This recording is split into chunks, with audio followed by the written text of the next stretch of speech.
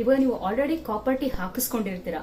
Copper T ಹಾಕಿಸ್ಕೊಂಡಾಗ ಹೇಳಿರ್ತಾರೆ ಈ ಥ್ರೆಡ್ ನಿಮ್ಗೆ ಸಿಗಬೇಕು, ಕೆಳಗಡೆ ನೀವು ಟೆಸ್ಟ್ ಮಾಡ್ಕೊಂಡಾಗ ಥ್ರೆಡ್ ಸಿಗ್ಬೇಕು ಅಂತ. ಈಗ ಫಾರ್ ಎಕ್ಸಾಂಪಲ್ ಈಗ ನಿಮ್ಗೆ ಕಾಪರ್ ಟಿ ಥ್ರೆಡ್ ಸಿಗ್ತಾ ಇಲ್ಲ ಅಂತಂದ್ರೆ ಏನ್ ಮಾಡ್ಬೇಕು ಅಂತ. Okay, so copper T thread ನಿಮಗೆ ಸಿಗ್ತಿದೆ ಅಂತಂದ್ರೆ ಅದ್ರದ್ದು ಏನರ್ಥ ಅಂತಂದ್ರೆ ಕಾಪರ್ ಟಿ ಗರ್ಭಕೋಶದ ಒಳಗಡೆನೆ ಇದೆ, ಬೇರೆ ಎಲ್ಲೂ ಮೂವ್ ಆಗಿಲ್ಲ ಅಂತ ಅರ್ಥ. ಓಕೆನಾ. ಒಂದೊಂದ್ಸಲ ಕೆಲವು ಸಲ ಕಾಪರ್ ಟಿ ಥ್ರೆಡ್ ಕೈಗೆ ಸಿಗಲ್ಲ, ಯಾಕಂತಂದ್ರೆ ಅದು ರೋಲ್ ಆಗ್ಬಿಟ್ಟಿರುತ್ತೆ, ಅಂದ್ರೆ ಥ್ರೆಡ್ ರೋಲ್ ಆಗ್ಬಿಟ್ಟಿರುತ್ತೆ. ಅಥವಾ rarest of the rare chances ಅಲ್ಲಿ ಕೆಲವು ಸಲ ಅದು ಯೂಟ್ರೈನ್ ಕ್ಯಾವಿಟಿಯಿಂದನೂ ಸ್ವಲ್ಪ ಜರುಗಿರಬಹುದು. ಓಕೆ, ಸೊ ಹಾಗಾಗಿ ಕಾಪರ್ ಟಿ ಥ್ರೆಡ್ ನಿಮ್ಗೆ ಸಿಗ್ತಾ ಇಲ್ಲ ಅಂತಂದ್ರೆ ನೀವು ನಿಮ್ ಗೈನಕಾಲಜಿಸ್ಟ್ ನ ಮೀಟ್ ಮಾಡಬೇಕು. ಅವಾಗ ನಾವು ಅಲ್ಲಿ ಕೆಳಗಡೆ ಪರೀಕ್ಷೆ ಮಾಡಿ ನೋಡ್ತೀವಿ ಕಾಪರ್ ಟಿ ಥ್ರೆಡ್ ಕಾಣಿಸ್ತಿದ್ಯಾ ಇಲ್ವಾ ಅಂತ. ಪರ್ ಸ್ಪೆಕ್ಯುಲಮ್ ಎಕ್ಸಾಮಿನೇಷನ್ ಅಂದ್ರೆ ಗರ್ಭಕೋಶದ ಬಾಯಿಯನ್ನ ಪರೀಕ್ಷೆ ಮಾಡ್ತೀವಿ.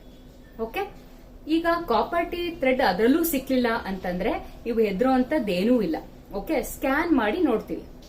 ಸ್ಕ್ಯಾನ್ ಅಲ್ಲಿ ಮೊದಲನೇದಾಗಿ ಕಾಪರ್ ಟಿ ಇದೆಯಾ ಇಲ್ವಾ ಅನ್ನೋದು ಗೊತ್ತಾಗುತ್ತೆ. ಎರಡನೇದಾಗಿ ಕಾಪರ್ ಟಿ ಗರ್ಭಕೋಶದ ಒಳಗಡೆನೆ ಇದೆಯಾ, ಯಾವ ಜಾಗದಲ್ಲಿ ಇದೆ ಅಂತಾನೂ ಸಹ ತಿಳ್ಕೋಬಹುದು. ಓಕೆ, ಸೊ ಹಾಗಾಗಿ ಕಾಪರ್ ಟಿ ಥ್ರೆಡ್ ಸಿಕ್ತಿಲ್ಲ ಅನ್ನೋ ಮಾತ್ರಕ್ಕೆ ಅದನ್ನ ತೆಗೆಸ್ಕೊಳ್ಳೋ ಅವಶ್ಯಕತೆ ಇರಲ್ಲ. ನಿಮ್ಗೆ ಯಾವುದೇ ರೀತಿಯಂತ ತೊಂದರೆ ಆಗಿಲ್ಲ, ಫಾರ್ ಎಕ್ಸಾಂಪಲ್ ಬ್ಲೀಡಿಂಗ್ ಆಗ್ತಿಲ್ಲ, ಯಾವುದೇ ರೀತಿಯಂತ ವೈಟ್ ಡಿಸ್ಚಾರ್ಜ್ ಆಗ್ತಿಲ್ಲ ಅಂತಂದ್ರೆ ಖಂಡಿತವಾಗ್ಲೂ ನಿಮ್ಗೆ ಕಾಪರ್ ಟಿ ಥ್ರೆಡ್ ಸಿಕ್ತಿಲ್ಲ ಅಂತಂದ್ರೂ ಕಾಪರ್ ಟಿನ ಒಳಗಡೆನೆ ಇಟ್ಕೋಬಹುದು, ಪ್ರೊವೈಡೆಡ್ ನೀವು ಸ್ಕ್ಯಾನ್ ಮಾಡಿಸಿ ಕಾಪರ್ ಟಿ ಒಳಗಡೆನೆ ಇದೆ ಅಂತ ತಿಳ್ಕೊಂಡ ಮೇಲೆ. ಓಕೆ, ಹಂಗೇನೆ ಮೊನ್ನೆ ಬಂದಿದ್ದು ಪೇಷಂಟ್ ಅವ್ರದ್ದು ಇಲ್ಲಿ ನಾವು ಸ್ಕ್ಯಾನ್ ಮಾಡಿದೀವಿ.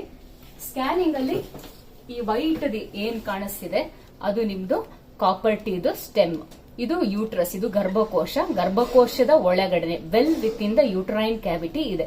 ಈ ಪೇಷಂಟ್ಸ್ ಈ ರೀತಿ ಇದ್ರೆ ನಿಮ್ಮ ಗೈನಕಾಲಜಿಸ್ಟ್ ಹೇಳಿದ್ರೆ ನೀವು ಯಾವುದೇ ರೀತಿಯಾಗಿ ಭಯ ಪಡುವಂತದ್ದಿಲ್ಲ, ಖಂಡಿತವಾಗ್ಲೂ ಕಂಟಿನ್ಯೂ ಮಾಡ್ಕೋಬಹುದು. 3 ವರ್ಷ, 5 ವರ್ಷ, 10 ವರ್ಷ ನಿಮ್ಗೆ ಯಾವ ಬಗೆಯ ಕಾಪರ್ ಟಿ ಹಾಕಿರ್ತಾರೆ ಅನ್ನೋದ್ರ ಮೇಲೆ ನಿರ್ಧಾರ ಆಗುತ್ತೆ. ಅದ್ರದ್ದು ಟೈಮ್ ಮುಗ್ದಿದೆ ಅಂತಂದ್ರೆ ನೀವು ಕಾಪರ್ ಟಿನ ತೆಗೆಸ್ಕೊಬಿಡಬಹುದು, ಇಲ್ಲಾಂದ್ರೆ ಕಂಟಿನ್ಯೂ ಮಾಡಬಹುದು.